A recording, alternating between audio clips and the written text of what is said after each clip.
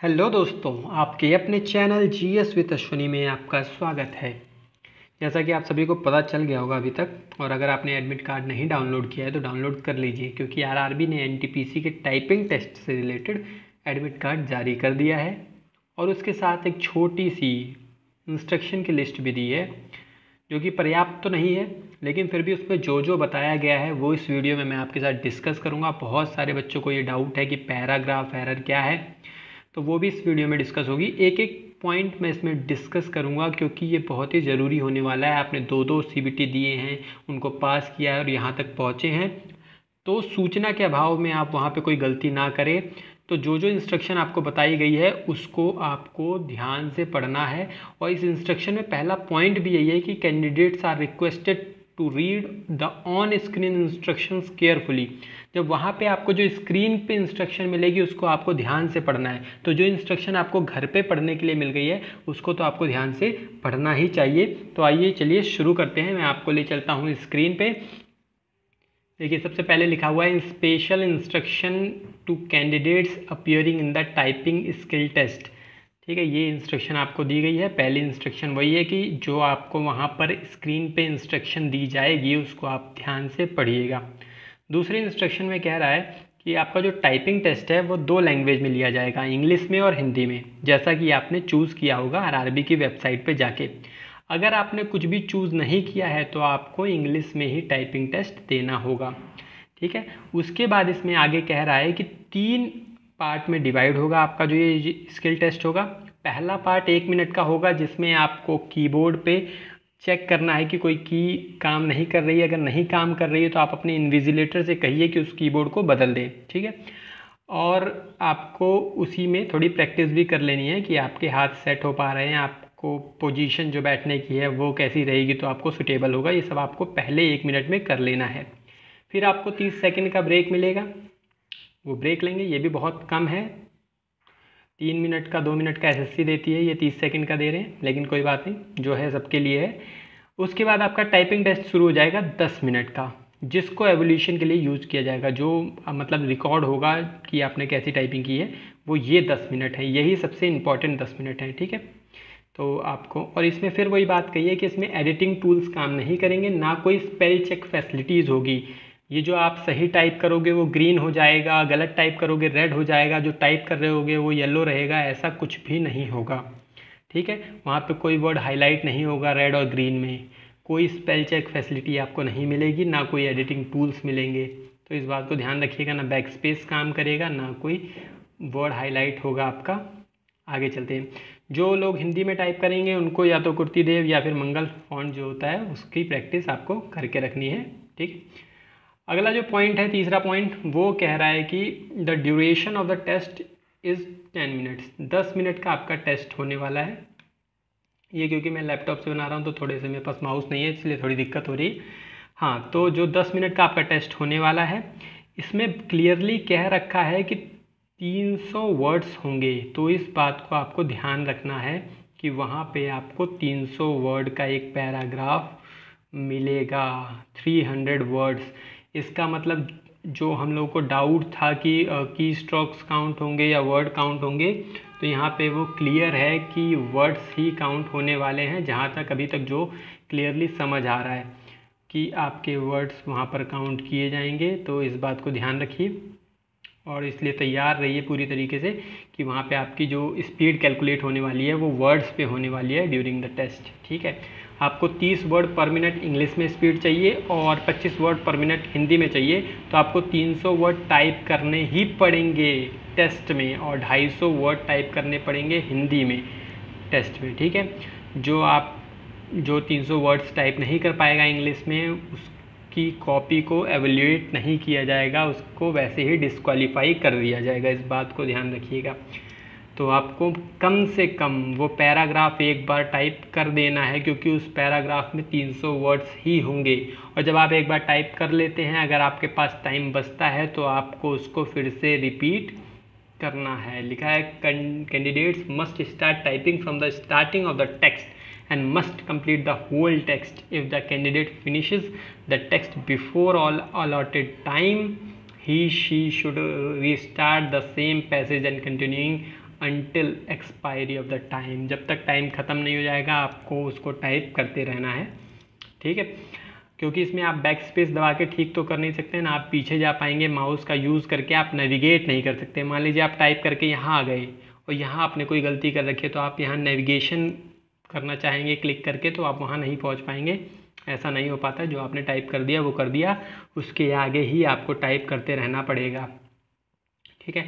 आगे देखते हैं। फिर ये वही फॉर्मूला है कि 5% मिस्टेक्स जो हैं आपकी उसको इग्नोर कर दिया जाएगा, उसके बाद अगर आप मिस्टेक करते हैं तो उसकी 10 गुना पेनल्टी आप पे लगाई जाएगी।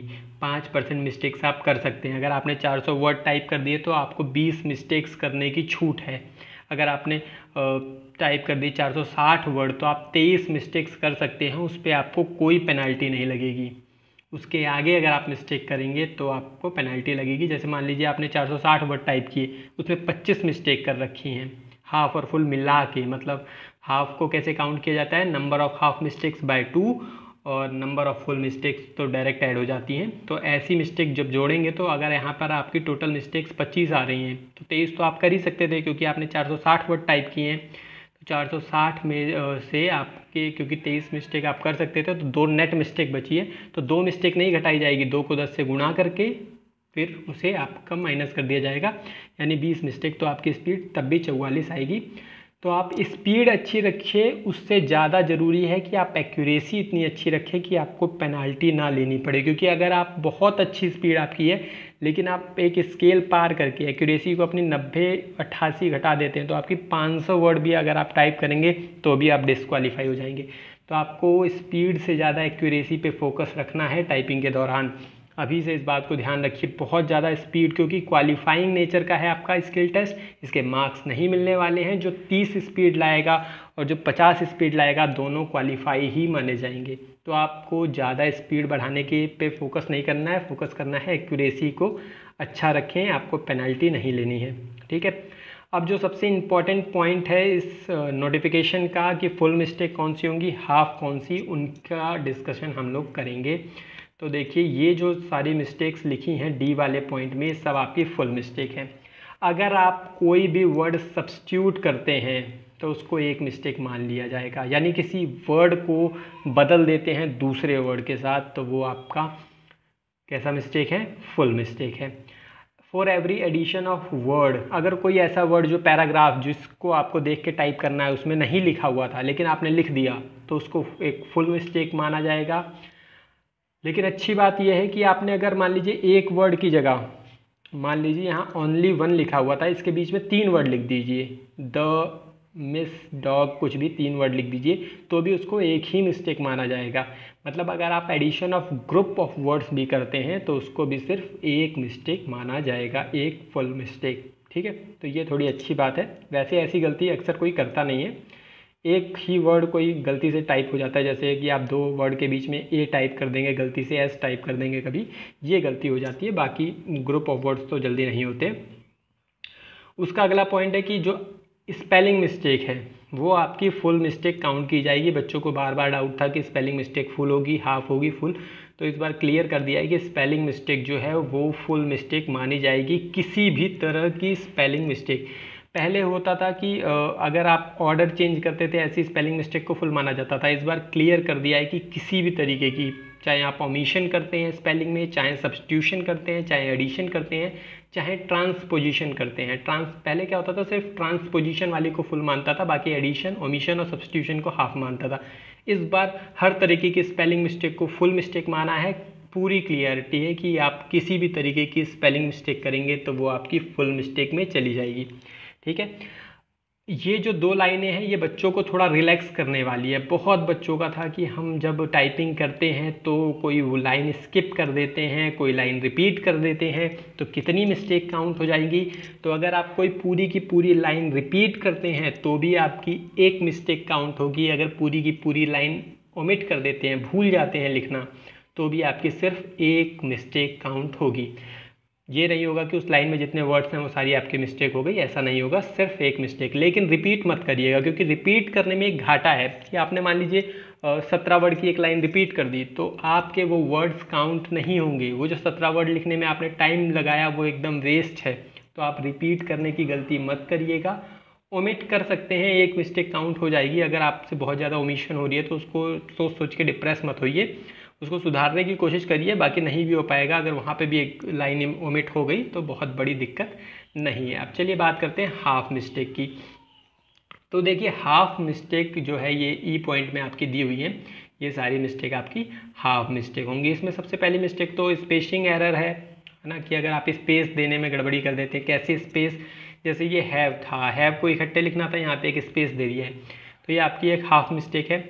ये हैव के बीच में अगर 3 बार XXX लिख दिया तो भी ये आपकी हाफ मिस्टेक है, इसको स्पेलिंग एरर नहीं माना जाएगा, ये आपकी हाफ मिस्टेक है, ठीक है।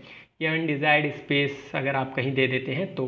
पंक्चुएशन एरर जो कि अक्सर मुझसे होता है, मुझसे सबसे ज़्यादा एरर जो होता है वो पंक्चुएशन ही होता है। मैं बार बार, मेरी जो लिटिल फिंगर है और ये जो रिंग फिंगर है, ये बार बार गलती करती क्या है कि मैं कॉमा दबाना चाहता हूँ तो फुल स्टॉप दब जाता है, अक्सर ऐसा होता है। तो ये वाली मिस्टेक जो है ये आपकी हाफ मिस्टेक में जाएगी। चाहे आप कोई कॉमा लगाना भूल जाते हैं, ओमिट कर देते हैं, चाहे जहाँ पे कॉमा या फुल स्टॉप नहीं है या क्वेश्चन मार्क नहीं है वहाँ पे लगा देते हैं, चाहे बदल देते हैं कॉमा को फुल स्टॉप से, फुल स्टॉप को कॉमा से, तो ये सारी मिस्टेक आपकी पंक्चुएशन एरर में जाएंगी और ये हाफ मिस्टेक। अब सबसे बड़ा डाउट बच्चों का इस बात को लेके है कि ये पैराग्राफ एरर क्या चीज़ है, ये किस चिड़िया का नाम है, तो ये भी क्लियर कर देते हैं। देखिए पहले क्या होता था, अभी तक 1500 की स्ट्रोक का एक पैराग्राफ आता था, वो एक ही पैराग्राफ में होता था, वहाँ आपको पैराग्राफ चेंज करने की ज़रूरत नहीं पड़ती थी।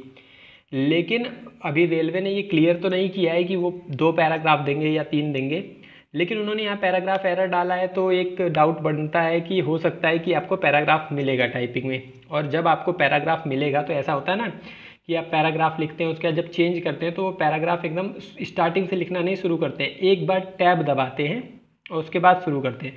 तो अगर आपने वो टैब नहीं दबाया, इतनी दूर जो है स्पेस नहीं छोड़ा, तो उसको वो आपकी एक हाफ मिस्टेक मान लेगा। तो यही लिखा है, इसे पैराग्राफ एरर करते हैं। मतलब आपने पैराग्राफ की जो फॉर्मेटिंग होती है कि जहाँ मान लीजिए ये आपने ख़त्म किया, अगला पैराग्राफ आपको शुरू करना था, तो वो यहीं से स्टार्ट नहीं किया जाता है, थोड़ा आगे से स्टार्ट किया जाता है। तो एक बार टैब दबाया जाता है, उसके बाद आगे लिखना शुरू किया जाता है, तो उसको वो पैराग्राफ एरर मानेगा और वो हाफ मिस्टेक होगी।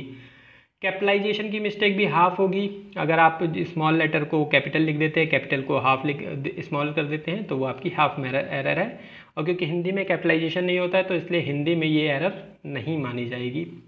अगला है ट्रांसपोजिशन एरर। अगर आप स्पेलिंग में ट्रांसपोजिशन करते हैं, मतलब स्पेलिंग में आप उसका क्रम चेंज करते हैं, जैसे आई पहले रहना था, एन बाद में रहना था, यहाँ पे आपने चेंज कर दिया, ये फुल मिस्टेक हो गई। लेकिन अगर आप पूरा वर्ड का वर्ड ट्रांसपोजिशन कर देते हैं, जो कि कभी होता नहीं है, रेयरली, लेकिन बाई चांस आपने जैसे गलती से एच लिख दिया, आपको लिखना आई था, आपने एच लिख दिया, तो आप अगला वर्ड देखिए होप है, तो आप उसको कंप्लीट कर दीजिए, उसके बाद आई लिखिए, तो ये आपकी एक हाफ मिस्टेक मानी जाएगी। इसको कहते हैं कॉमन सेंस। ये आपका अगर एग्ज़ाम पे काम कर पा रहा है तो आप इससे यूज़ कर सकते हैं, तो ये आपकी हाफ मिस्टेक हो जाएगी। उसके बाद है सिलेबिफिकेशन एरर। तो ये क्या है आपका, जैसे कि आप बिना मतलब का अगर कोई इम्प्रॉपरली मतलब कहीं डिवाइड कर देते, जैसे आपको प्रिकॉशन इकट्ठे लिखना था लेकिन आपने यहाँ पे ये हाइफन लगा दिया, तो ये आपकी हाफ एरर में चला जाएगा। बाकी आपकी जो फॉल्टी ऑपरेशन होंगे वो भी आपके हाफ एरर में होंगे। फॉल्टी ऑपरेशन का मतलब क्या है, जैसे कि ये नेसेसरी जो है वो डिवाइड हो गया है, ये आपका हाफ एरर है। होप में जैसे आप ओ मिस कर गए हैं, है ना, ओमिशन कर दिया आपने, ओमिशन ऑफ, ये भी एक तरीके से स्पेलिंग एरर बहुत लोग इसको मान सकते हैं, लेकिन ये ओ यहाँ पर ओमिट हुआ है, उसकी जगह एक स्पेस आया है, तो इसको आपके हाफ एरर में ये चीज़ आपकी जाएगी। ये आपके लिए थोड़ी सी रियायत वाली चीज़ है। बाकी वहाँ पे टाइपिंग करते समय आपको सबसे पहले ध्यान देना है कि आपको मिस्टेक करनी ही नहीं है, चाहे वो हाफ हो चाहे वो फुल हो। ये सोच के थोड़ी कोई टाइप करता है कि हम हाफ मिस्टेक तो करेंगे, फुल नहीं करेंगे। तो आप पूरी कोशिश करिए कि आप टारगेट बनाया करिए कि इस पूरी एक लाइन में मैं कोई मिस्टेक नहीं करूँगा, फिर उसके बाद अगली लाइन में टाइप किया करिए, ये सोचा करिए कोई मिस्टेक नहीं करूँगा। जब एक मिस्टेक हो जाए तो वहाँ पर थोड़ा शांत हुआ करिए, थोड़ा सा वहाँ पे अपनी स्पीड को रिड्यूस किया करिए कि आगे कोई मिस्टेक ना हो। क्योंकि अक्सर मैंने ऐसा पाया है कि जब एक मिस्टेक होती है तो उसके बाद 2-3 मिस्टेक लगातार होती हैं, तो वहाँ पे आप थोड़ा सा कूल हुआ करिए, थोड़ा सा अपने आप को शांत किया करिए और हड़बड़ाने की ज़रूरत नहीं है। 30 की स्पीड है, आराम से आएगी, चिंता करने की ज़रूरत नहीं है। यहाँ पे कॉन्फिडेंट रहने की ज़रूरत है, क्योंकि जो बच्चा कॉन्फिडेंट नहीं होगा उसके साथ बड़ी दिक्कत होने वाली है एग्ज़ाम में। और बाकी सारी चीज़ें वही नॉर्मल हैं। तो ये वीडियो काफ़ी लंबा हो जाएगा, इसलिए मैं इस वीडियो को यहीं ख़त्म करता हूँ। चैनल को लाइक, शेयर और सब्सक्राइब कर दीजिएगा। Thank you for watching.